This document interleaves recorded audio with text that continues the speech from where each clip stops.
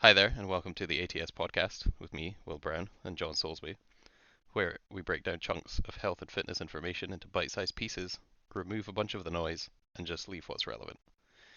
Today we are on episode 5, and we're just going to kick off with our off topic segment, which is our top 3 machine or barbell lifts and why. Um, yeah, so my top three are probably going to be fairly bland because I've only really trained in our gym for the past 6 years, and that only has barbells and dumbbells. So, um, I think my number one is deadlift. It is kind of like a boring answer, but I really like deadlifting. I really enjoy it. From a personal point, I've always been quite good at it, or better at it than everything else. And I just love the kind of base concept of getting really good at picking heavy things off the floor. So that's number one.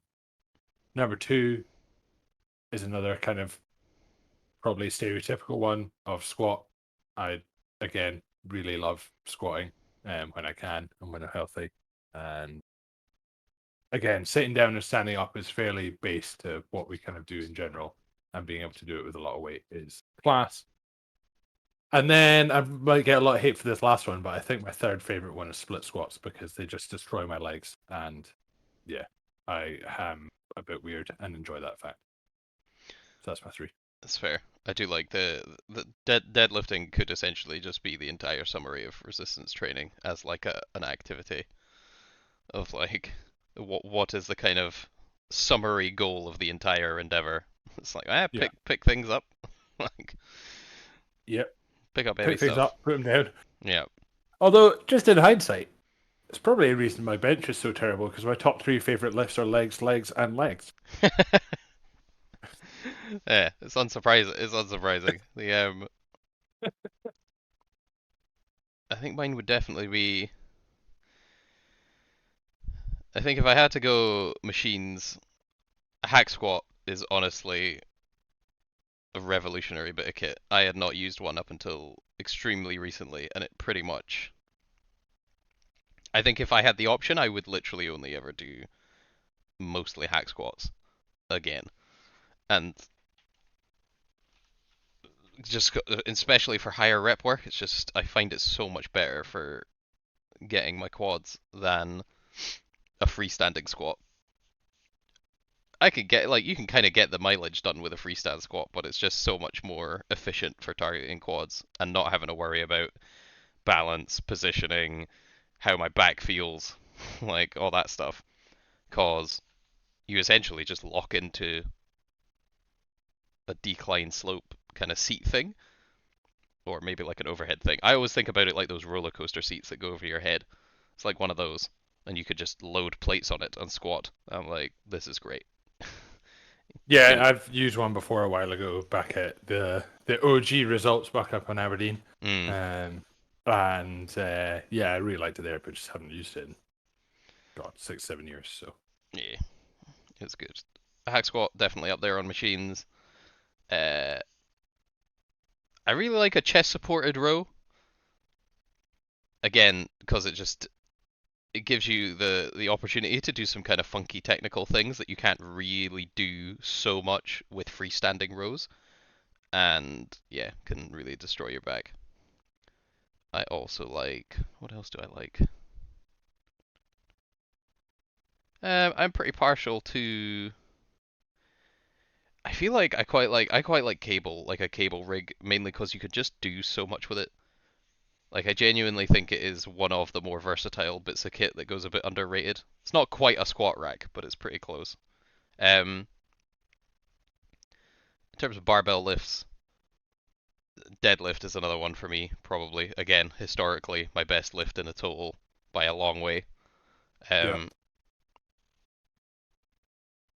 it is just very. It's again, and it was the kind of first lift wherever I got to. It was the first lift where I got to load like four plates on a side and pick it up, so you start to almost look like those cartoonish posters of people picking up barbells that bend in the middle, and that for me was just like sold. Yeah, I totally agree. Same for me as well. First one where you get four plates aside, and you actually, I feel, start be like, yeah, I'm maybe alright at this, and Yeah, then yeah, it's like the buy-in. Like once you hit that yeah, point, you're like, actually, yeah, like I could kind of do this. The and it's pretty cool.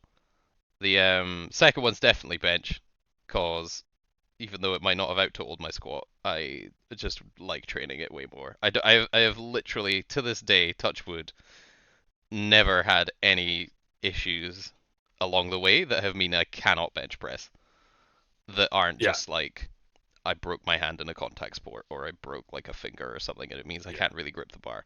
Like I've just been able to bench universally forever, which is good. Also, it's a nice lie down. Like it's nice and simple. You could like it's pretty much rehab. It's great. You just lie on the bench on the floor, just sit and work out. And, like it's great. Sitting back up at the end is hard bit though. I It's sitting think back up is the hard bit. last one probably chin ups or pull ups. I know it's not really a barbell technically, but it's definitely a fave. I really enjoy doing pull ups. The again, I remember getting my first one as somebody who was a very scrawny teenager, getting the ability to pull your own weight upwards. Like, I mean, everyone. Let's be fair. Everyone pretends it's the edge of a helicopter and they're in an action movie. It's not just a bar in a gym. Yeah, 100%. I do think that as well. Yeah, your first pull up's like pretty huge for everyone really. I don't know anyone that's like it's very rare that someone can just walk in having never done any form of resistance training and just bash out some pull ups. Yeah, Um, but that it's was usually like quite a difficult one for people. So but yeah. So I remember that. It was very cool. I enjoyed it. I still enjoy chin ups to this day. It's one of the things I've done the most of, especially because it's just so easy. You just don't. You literally need like again like push ups. You just need somewhere. In yeah, this case, you need pretty much you can do it with a door frame, depending on how thick the frame is and how sturdy you feel the construction is. and how Um, good your grip is. yeah, but But yeah, I like, agree. You don't need just something. It's like anything that you can kind of hang off and yeah, can it support your weight. also starts this weird fascination that when you're out and about, like literally anywhere, if you see a ledge that is above head height, you're just like, could probably chin up on that. Like maybe you could chin up on that, and then Yeah. inevitably, like walking under scaffolding is pretty Oh much yeah. an invitation to attempt a little bit of a jump and then a chin up. The but yeah, that would be mine. And it kind of starts up as we usually try and do. We are segueing into our actual topic, which is there any difference between machines and barbells in the gym? I believe this was actually asked on the back of our first podcast as a topic suggestion, Oh, nice. which is pretty cool. Uh, and I mean, the short answer is yes. There Yeah, I'd say that there can be a huge difference for like there's lots of specific benefits of machines, but I think one of my biggest differences with machines is like the barrier to entry of doing the exercise is like pretty low. Oh Like you yeah, can just walk onto a machine, like say a hamstring curl, you just walk up to it. It's like, oh, I do this. You just sit on it and crack on, and off you go. Whereas trying to being like, okay, Romanian deadlifts, how do I do them? And yeah, there's yeah. like a lot going on. Yeah, I don't think. See, I thought of this as like I also thought of this point being like no one ever talks about that, but obviously fucking we're obviously on the same page. The because most of them even have like pictures and stuff on them, if I recall from when I was last in like a commercial gym, Yeah, which to be fair and was about 10 years ago. But they used to have like the little gadget like demoing kind of how the machine yeah, works. I think some of them either even have like screens and videos and stuff now rather than just. Damn son. Again, this shows our age and how long it's been since we've been in a commercial gym. Yeah, But like, yeah, it's a lot of them are just very, you can do one, maybe two things on them, which means they're very limited in what you can do with each bit of kit, but it's super simple and the barrier to entry is you being there. yeah, and like they only really move in one or two directions. Like it's really you physically can't move it almost in the wrong way. Yeah, yeah, Like your chances of like screwing it up and maybe hurting yourself because you have no idea what you're doing is literally zero because they only move in like two directions. yeah, so definitely for folk who are starting at the gym or maybe not super confident and they just want to, especially because I mean there's always the patter of the free weight section is intimidating, but then again last time we were really in a free weight section at a commercial gym, it pretty much wasn't a free weight section. It was like Yeah. it was a dumbbell rack and a bench and that was Yeah. about it. Um way back in the day. But yeah, I can see how it would be pretty intimidating regardless of who you are. If you there's that kind of discomfort of knowing that you are like the new person. Yeah. But I then feel as well, my experience of a lot of like gyms with a free weight section and a machine section is like there's always a group of people in the free weight section that all seem to know each other. mhm. And like I can see how that's intimidating from the outside because it's like, oh well, they all know each other, and like no, I can't really go in. But like ironically, it's like the other way around because they're a group of people that just know each other because they use the free weights 4 times a week. Yeah, they know So each you, other because they all train at the same time. yeah, like back up in Aberdeen, like there was guys there I knew that I never have spoken to outside of the gym, but mhm. I was there for like 4 times a week, 2 hours a day, kind of thing, Yeah. an hour and a half. And then yeah, you get this like little group of people, but they're all like super happy to help. So if you are looking at that and that sounds like you, definitely just go and ask them because they'll be more than happy to help Mm. There's also the difference between, I guess, the kind of inherent stability of each. In the machines are pretty much stabilized for you, you. Yeah. whereas free weights and barbells and stuff you have to kind of stabilize yourself. Some people, I mean, there's benefits to each for people looking to maximize hypertrophy and physique kind of goals. It can be good to mix in a bit of both because sometimes, kind of like I just talked about with my squat actually, sometimes you can do the free weight exercise, in my case a squat, and you can kind of get the target muscle being quads, but sometimes there's just a bunch of other stuff going on that kind of has to go on for you to, I mean, in the case of the squat, remain standing and not fall over, that might get in the way of it being as good a stimulus for your quads as it could be. Whereas on the hack squat, it kind of removes all of those things that take up your kind of headspace and physical resources and just let you mess up your quads as much as you physically can.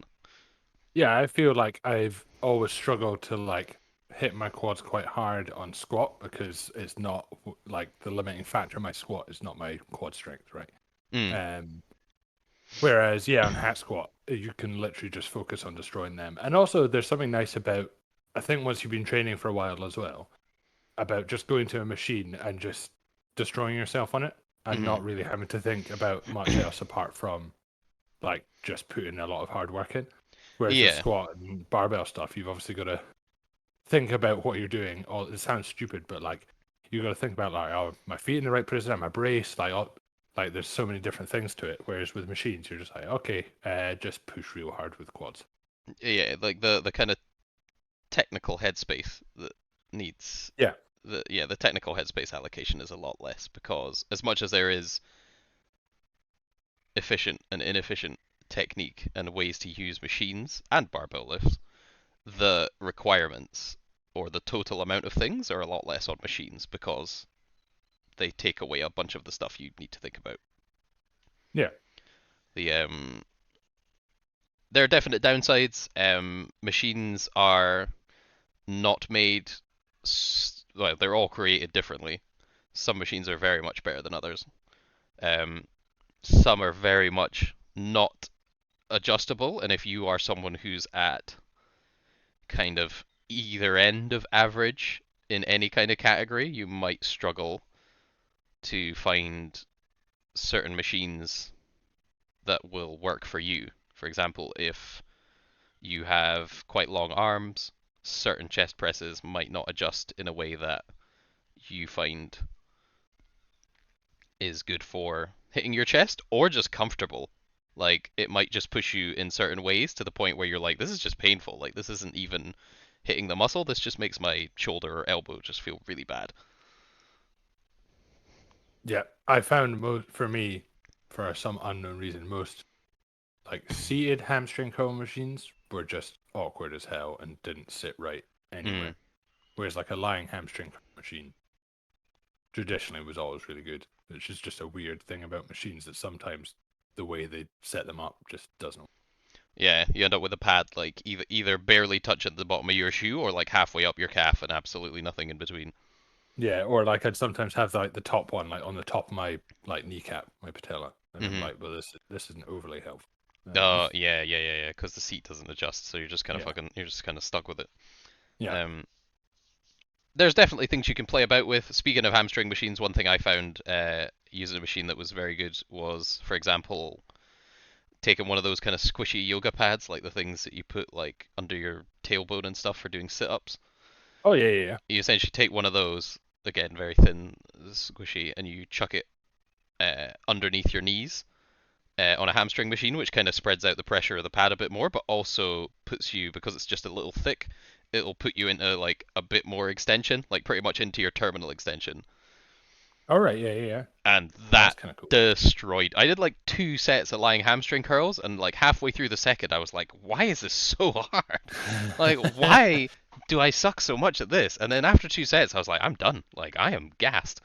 Yeah. And just Hamstrings are finished. oh, they were sore for like 2 or 3 days afterwards. I was like, that was awful. And it wasn't just because I'd never used the machine before. I'd used it plenty. It Yeah, was just or on occasion when I was up in Aberdeen. But I was just like, what is this? But I saw the someone using it where you can again just increase your range of motion, which is a really good thing to be looking to do if you are looking to grow hella muscle. yeah. And Uh, yeah, I just tried that one little thing, and I was like, oh my days, like this wrecked me. I think um, the one potential downside of machines, or perhaps you could definitely be over leaning or over committed to using machines, which you will probably not develop a whole bunch of those smaller kind of stability muscles, which can lead to some funky problems, dysfunctions later on. yeah. Um, and I think the versatility of barbell work is like unbelievable. Like we're talking about there has to be a lot of workarounds on machines for people's different body types of like the machines just don't fit everyone, right? Hmm. Whereas the barbell is they kind of fit everyone because Yeah, like you just have to on a squat, for example, you just move your feet to where it's comfortable and where it gives you good squat technique. There's no like machine to work around. It's just you. yeah, you just get to organize however you want. And as Yeah, much as it's harder in the start because you have to figure all that stuff out, I mean, number one, if you work with a professional like a coach or a PT, you can get that sorted out a lot quicker. yeah, If you're by that's their yourself, job. I highly encourage you to film stuff. And again, going by feel is completely good. Where if you have your toes kind of under, if you have your feet kind of under your shoulders and your toes on skis, like looking like a number 11, and you're like, wow, like this actually kind of just hurts my knees a bit. But you take your feet slightly out, turn your toes out, and you're like, oh no, knees are fine. Probably go with that one. Yeah, I kind of feel like with Barros, 9 times out of 10, right, you're almost out with like injuries and stuff. People are, if you just go by feel, you're like, your body's pretty good at telling you which is good and which isn't. Yeah, like the ones where you could feel like a muscle burn and not any kind of it feels like someone's sandpapering your joints from the inside. Yeah, It's probably the first one. yeah, Like if there's any ever kind of like severe discomfort, pain, or anything kicking up, you should probably not do that technique or that machine or that lift, whatever it is, without some professional guidance as to why might that be happening. yeah. Um,